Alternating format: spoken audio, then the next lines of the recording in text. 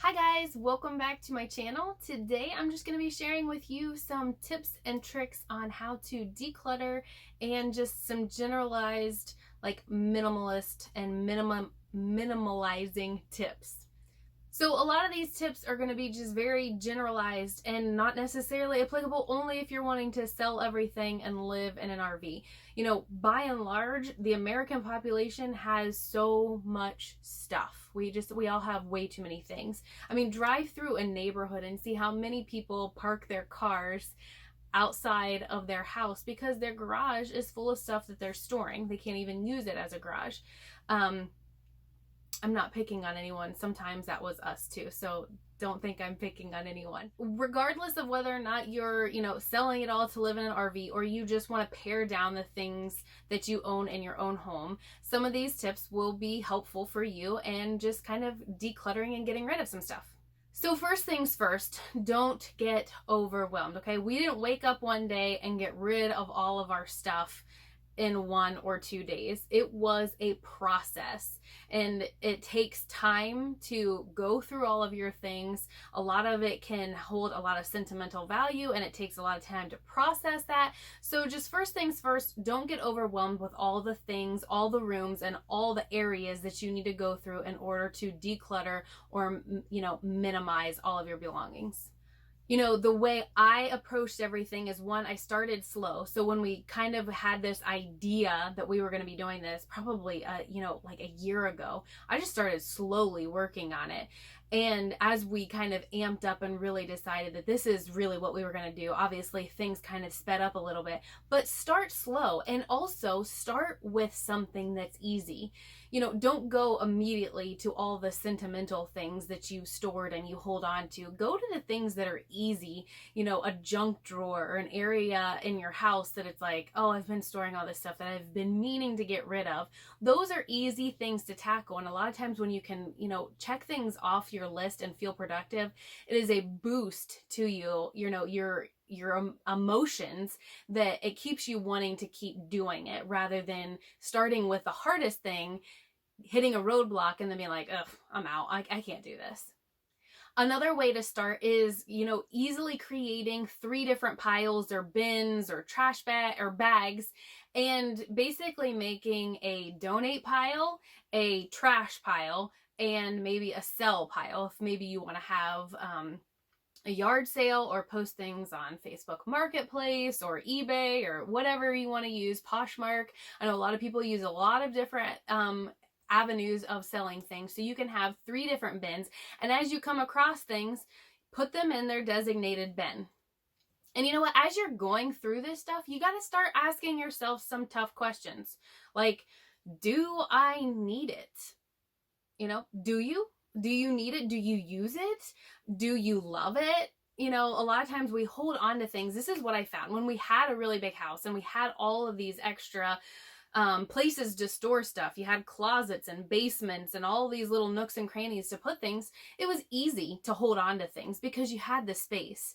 But maybe you're moving, or maybe maybe you want to reclaim some space and have it for something else, and you've got to get rid of some stuff. And so we found that when we had this space, it was easy to just put it in a closet and be like, I'll deal with it later, instead of making the hard choice right then and there. Do I use it? Do I want it even? Those questions you're going to constantly be coming back to because you need to assess, is it worth keeping, or do you need to cut ties and get rid of it? Another question that you can ask yourself is it a duplicate? I don't know how many times we found that we had duplicates of things, and it's like, do I need 2 or 3 of this one thing? Like, do you need 2 pair of black flip-flops, or do you need 13 different chargers and all the chargers that you've stored from all the previous electronics that you've had, or do I need 2 crock pots, or whatever, it's 2 jackets, you name it. As Americans, we tend to have a lot of stuff, and if having 1 is good, then having 2 is better. So we tend to have way too much stuff. So you just kind of have to ask yourself, do I need these duplicates? And if you don't, get rid of one. If you don't even use them at all, get rid of all of them. So I wouldn't say that I followed like the Marie Kondo method per se. I did read her book and I thought there were some good nuggets, and I did adopt her way of folding shirts and clothing. But, in a way, what she was talking about, she had you go and touch like every item and say, does it spark joy? And I didn't do that. I don't know. It's not my cup of tea per se, but in a different likeness, like, do I like it? Like, is it serving a purpose? Or is there something else that could serve this purpose? And if you have something else that serves a purpose, then get rid of the excess stuff. A lot of times you hear this like 80-20 rule, and let me see if I can get this right. It's the idea that you have, all of your things, and you use 20% of them 80% of the time. And then on the reverse, that you use the other 80% of your things 20% of the time. So it kind of just, again, is bringing in this idea, do I need to keep the extra 80% if I'm really using pretty much the 20% the majority of the time? Only you can decide, but that's something to kind of go off of. You really have to be critical of, like, when you're holding things, again, not necessarily asking, does it spark joy, but do I need it? Do I love it? Do I actually wear it? Has it collected so much dust on it that because it's been hanging in my closet for so long because I never wear it? Maybe you should get rid of it. I had to ask myself these very same tough questions. I had clothing on them that had dust on it, and I had to get rid of it. So what I want to do here is just kind of give you 5 very practical tips of things that I found that as we were decluttering our house and getting rid of stuff, that I was constantly coming back to and asking myself. So the first tip that I have is, don't keep one-trick ponies. And what do I mean by this? If you have something that only does one specific job, don't keep it. I had so we're living in this camper, right? And we've got very limited space. So I couldn't keep really big things. And I also couldn't keep these one-trick ponies. If it only served one purpose, it had to go. So I had this really big, like, air popcorn popper.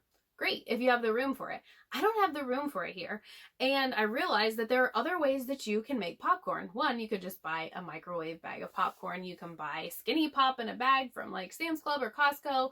Or you can use like stovetop method with a little bit of oil in a pan and put your kernels in there and pop it.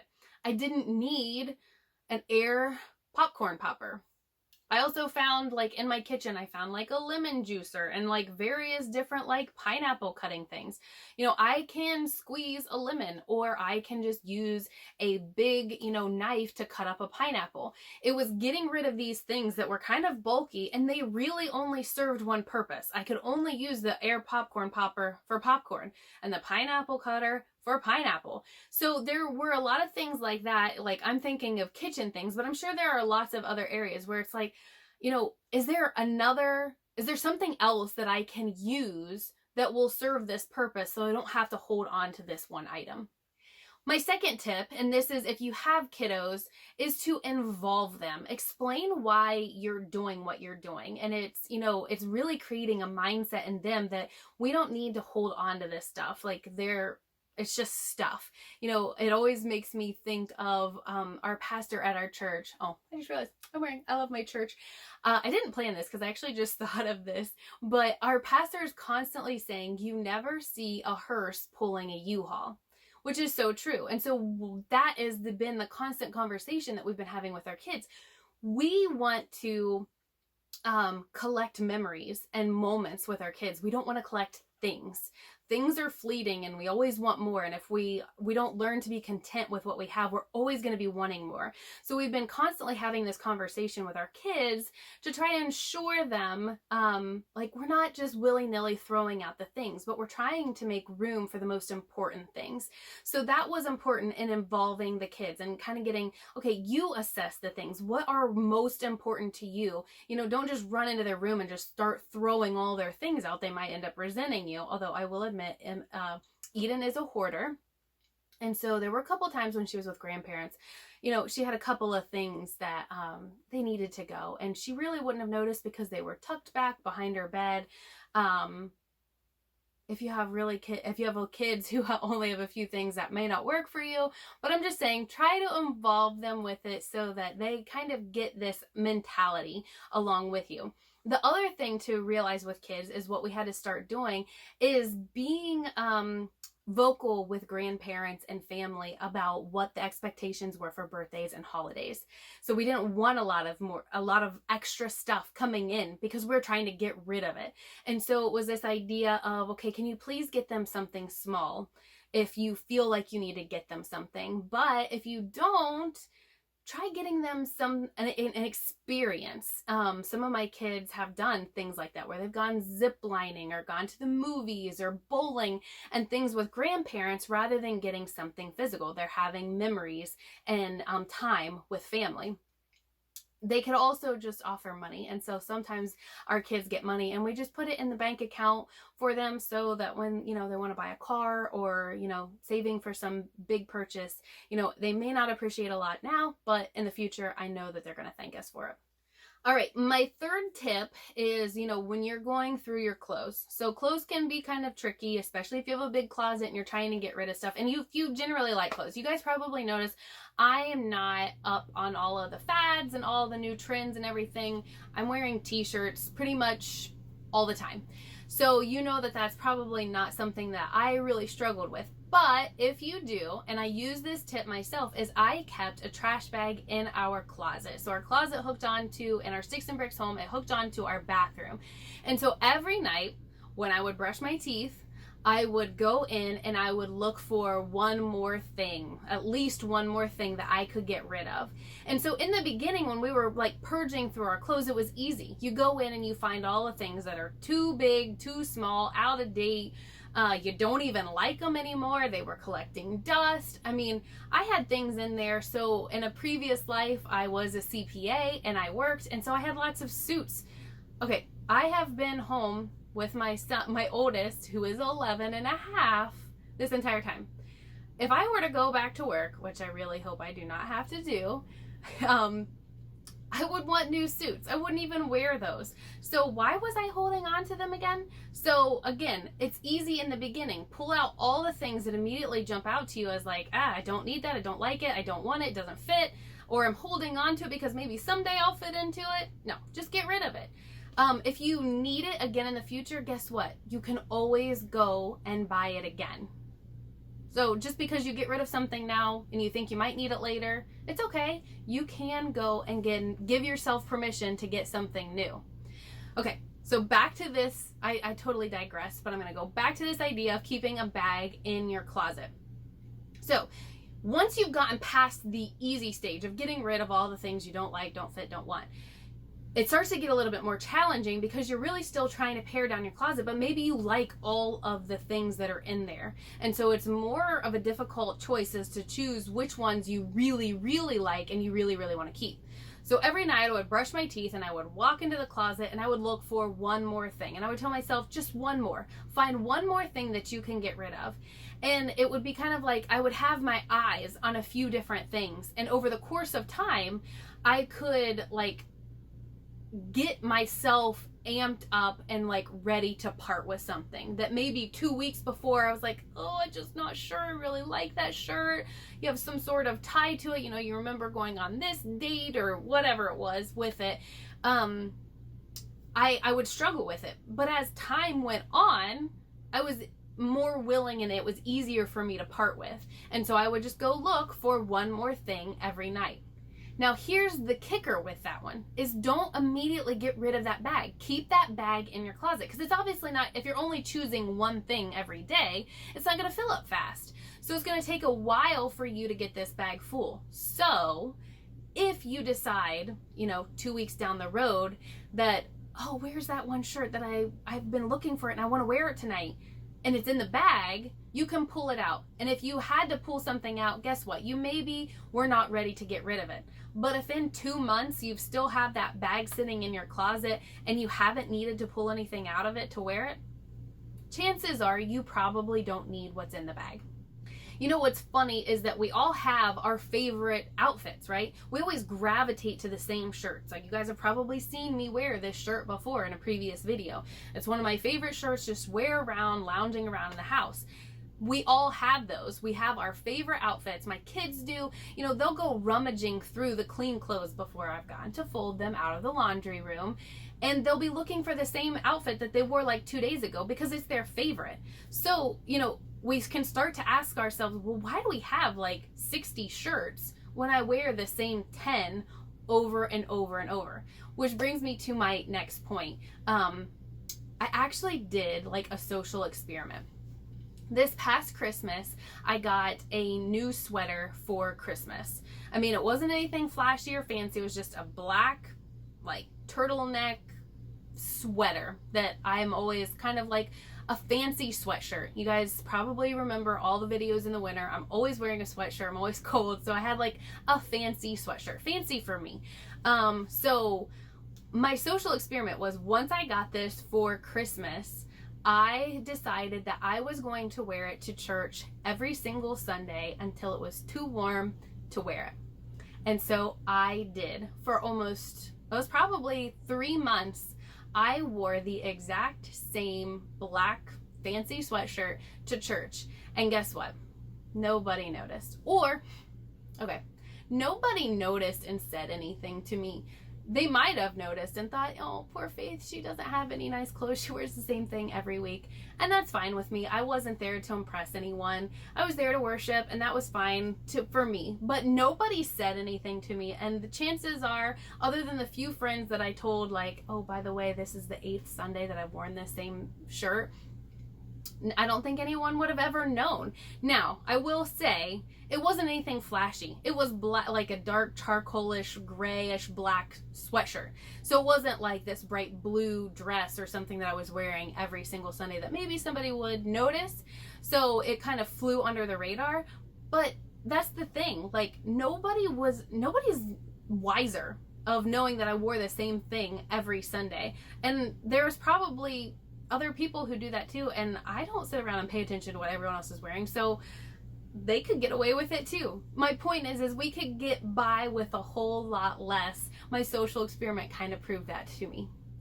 All right, tip number 4 is to leave the sentimental stuff for last. Kind of touched on this earlier, that sentimental things are the hard things to get rid of.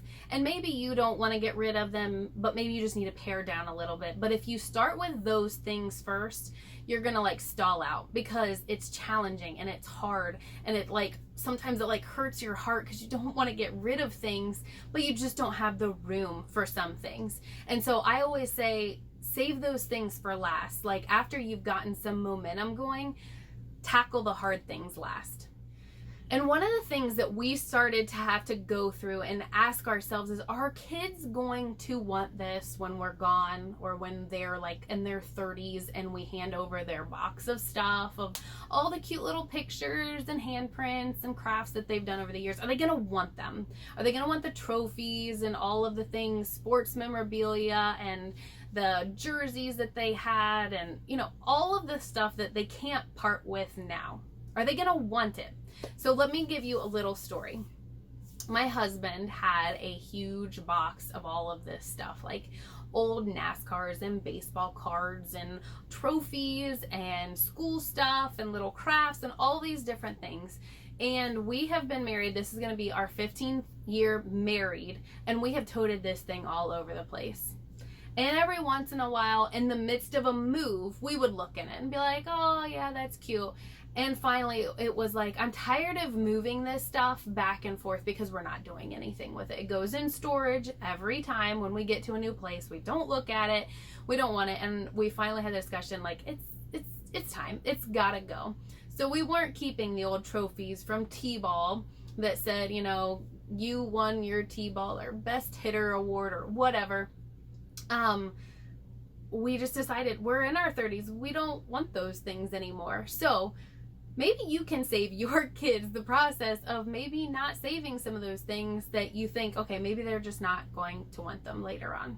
And the other thing is my friends a lot of times give me a hard time because I am super sentimental. I am, but I'm very particular on the things that I am sentimental about. So my kids bring home papers and crafts and all the things that they colored at church, and I might sound really harsh, but they don't make it inside my door. They go immediately into the trash can. Unless it is a particularly good craft or something that they have been very adamant about that they want to keep. Sometimes they will tell me they want to keep it, and I will keep things for a time. So once we've kind of assessed, okay, yes, we really like this one. You know, a lot of times they have little pictures that they make at church and they put them in a frame and they bring them home. Guys, I keep the pictures that they're in. And the ones where they're asking all the questions about mom and dad, I keep those. Anything that has a handprint on it or them writing their name for the first time. Like, I have stuff that I keep, I promise. But I can't keep every little scribbled out picture that they color. If they are adamant about keeping it, but I'm looking at it and thinking, I don't even know what this is, and you're not going to know in 2 weeks either, what I have chosen to do to highlight this memory, and it's a compromise between the two of us, is they hold it up, and I take a picture of them with their picture or their craft. After that, I set it down on the counter, and I get a close-up of said craft. So the picture is dating it, the day that they took, made the craft or brought it home or whatever, and then it's taking a picture with who it was, because I'll be honest, in the midst of me going through all my sentimental stuff, I would have papers that like, oh, they got tossed into the shoebox so that we could keep it, and had no name and no date, and I'm like, I don't even know who did this. How it's gotta go, because I don't even know, I don't know who did it. So the pictures, kind of taking pictures of them with their craft or their picture, kind of saves me in that. I have them in the picture and then I get a close-up of it. So if in the future they want to look at that craft, I can pull it up and our saved pictures, and voila, there it is. Now, sometimes it is really hard to process things that are sentimental, like maybe a loved one or a relative gave it to you and they're no longer with you, or it was just a gift that was given to you. It is really hard to get rid of those things. I 100% agree with that sentiment. But sometimes you still have to get rid of it. You need to be able to purge guilt-free and be able to get rid of things without feeling like, oh, I've let that person down. The person who gave it to you would not have wanted it to be a burden on you. When you love someone, you want to give them a gift, but you realize that if the gift no longer serves a purpose, or it's, past its time, or you don't wear it anymore, they wouldn't want you to feel this guilt about getting rid of it. So you kind of have to come to grips with that and reconcile those thoughts of feeling guilty, but realizing I don't want it and I don't need it and it doesn't serve me a purpose anymore. So I got to get rid of it. And just remember that, loved ones would not want you to hold on to things out of guilt. All right, now my fifth tip is to work on actually wanting less. So this might mean not going and perusing Target, guilty, just walking around looking for stuff. It might mean, skipping commercials, not watching TV, staying off social media, because a lot of times when we see what other people have, then we want it. If we see what the store is offering, we want it, and we go out and buy it. And the purpose of purging isn't so that you can get rid of stuff and then just replace it with something else. The idea is to actually get rid of all the excess stuff that you have. We actually kind of have to change our thinking that this idea of that having more is better, because oftentimes that's actually not the case. Sometimes having less is actually better. When you have less to maintain. When you have less things to clutter up your house, you have less things that you actually have to put away and clean up after. And I'm giving you these tips and I'm not coming at I've arrived and I've figured out this declutter and minimalist mindset. Totally don't. I love a good t-shirt, and I love books and homeschool materials. Those were my two weaknesses. Other than pictures and sentimental things, those were the two areas that I struggled with. So I'm not saying that I have it all figured out. I'm just kind of commiserating with you that it's a constant battle. We have to constantly watch what we're bringing into our house. And if we bring in something new, we should really be striving to get rid of something. Otherwise, our house quickly fills up all over again. The point in sharing this was that I think a lot of us can really benefit from freeing up some space, and whether you're downsizing to an RV, or you just need, you want to free out your closet. You want to be able to fit some different things in there. Or maybe you have a room that you've, filled with storage, and now you need that room for a new kiddo that you're adding to your family. Whatever it is, I think we can all benefit from decluttering and getting rid of the excess stuff that we're storing in our homes. Because here's the thing, I didn't realize it until I started it, but how freeing it is that when you're removing all of the physical clutter, it's like you're removing the mental clutter. And it's like this weight that's lifted off your shoulders, that when you're getting rid of stuff, it's amazing at how I literally feel lighter. I feel better because I don't have all of this stuff, all the clutter that we just bring into our homes. So I wish you guys luck in your decluttering, minimizing endeavors. And if you guys have any tips, please post them below, because I still have some extra stuff that I need to get rid of. And if you have anything, I know other people benefit from your guys' wisdom as well. As always, if you have any questions, I would be happy to answer them. And until next time, guys, have a blessed day.